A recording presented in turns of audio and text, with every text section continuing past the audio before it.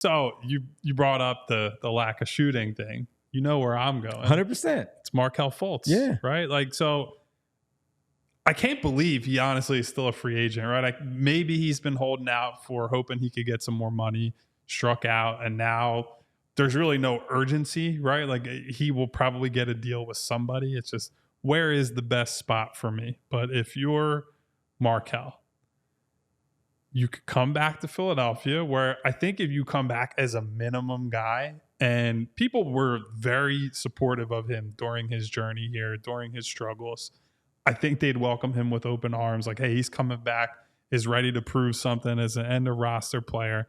I think importantly for the Sixers, he is much different than those other guards on the roster. He's got a big frame. Importantly, and this is a topic we're going to get to later, he's a good rebounder for his position. Yep. He doesn't play a ton of minutes, or hasn't played lots of minutes in recent years, but he's a guard who's pulling down, 5 or 6 rebounds per 36 minutes that he's playing.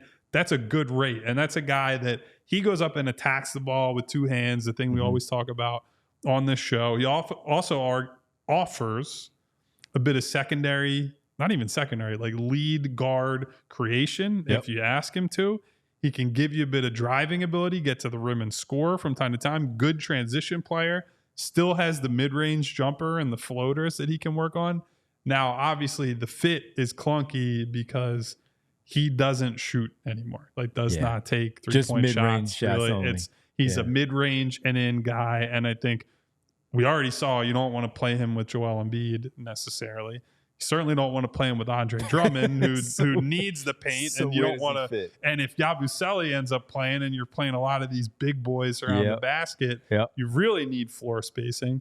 But if he were to come here on just a flyer type of contract, and he is somebody that offers a different skill set. And look, with all the problems, he's a good ball handler too, like very creative, shifty player, can move side to side, all that.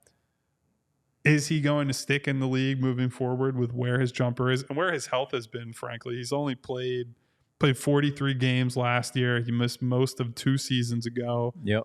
Coming off a knee injury. He's had all kinds of problems. He's still only 25, 26 though. So there's upside there. I think it will probably have to be realized elsewhere, but he's the big name that's left on the market that if Darryl or one of these other guys is like, hey, we just want to take it's a home run swing. If we don't connect, he's on a minimum contract. Doesn't really matter.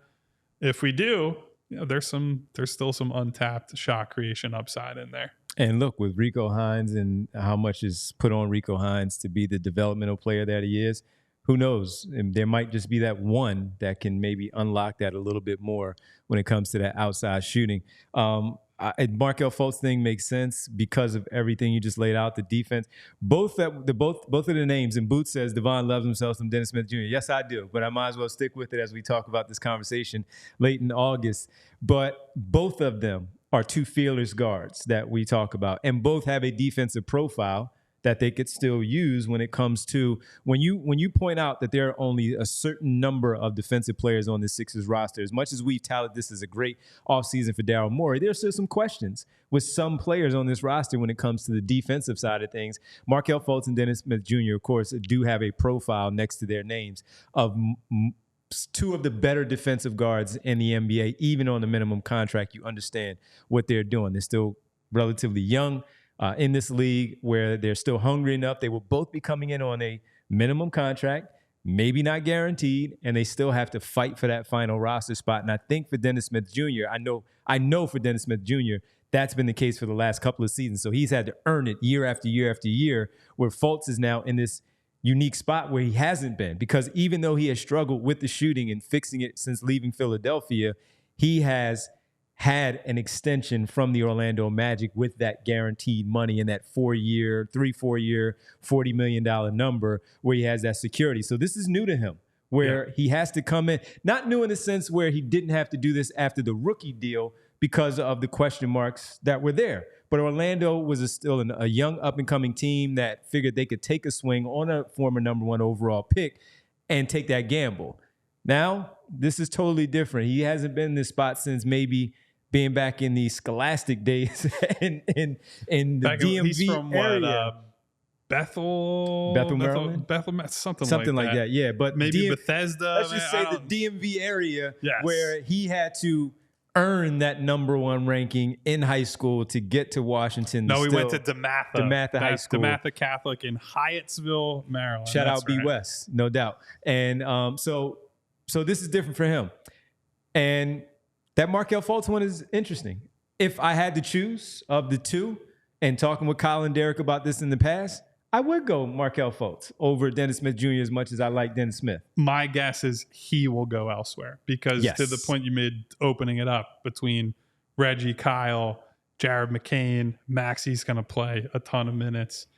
I think if you're not a guard who can shoot, you're going to struggle to get playing time because they have guys who can be the table setter, right? And that's what Markelle would be, certainly. If you're not a floor spacer in the, like some different type of player, but people have brought up Lonnie Walker.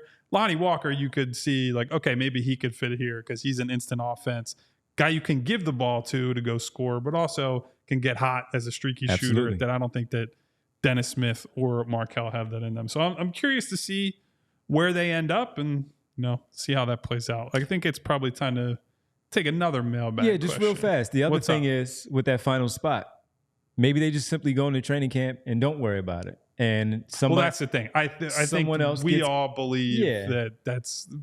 Are you talking about on the players' end or the team's end? Team's end. Okay. Because I think I would be shocked, honestly, at this point if they sign somebody before training camp. Right. I think they're going deep into the season with 14 guys unless there's an injury. And my other point was going to be, maybe someone else gets cut from somewhere from another team that they just simply like better for this specific situation that they target at that point. So just to add on to Kyle's question there. By the way, Brian Knight says, save the last spot for Ben Simmons, #sicko for life. No! There you go. Let's get to the next question. No! That you have. Somebody resurfaced a video of Kendrick Lamar yelling no. I wish I could throw that on the stream. By the way, now. You commented on the Ben Simmons, Matisse Thybulle video, working out together. 2 Australian guys working out. That place sounded like some gunshots going off with the amount of bricks that are hitting the rim. We all silly like the mayor.